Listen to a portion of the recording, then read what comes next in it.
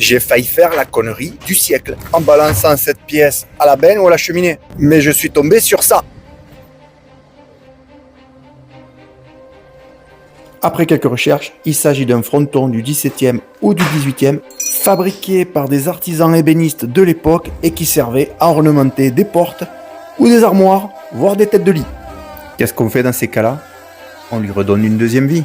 Mais pour ça, il a fallu que je recrée le cadre de l'entrée de cette bibliothèque à l'identique des autres portes que j'ai dans le salon et dans les autres pièces du rez-de-chaussée du château. Comme je ne retrouvais pas le type de cadre des autres portes, je l'ai fabriqué à l'aide de médium et de bois. Le trompe-l'œil est saisissant, comme tu peux le voir de tes propres yeux. Bon, comme d'habitude, le diable se cache dans les détails, et je vais éviter de te montrer les détails, parce que sinon c'est toi qui vas prendre le costume du diable. Dans les commentaires. Alors on a resté à 3-4 mètres, zéro défaut, et il ne reste plus que la dernière passe de peinture avec ce magnifique gris bleu. Référence en commentaire qui apporte du caractère, de la profondeur et du charme à tes menuiseries, et qui met en valeur tous les éléments intérieurs de ta bâtisse.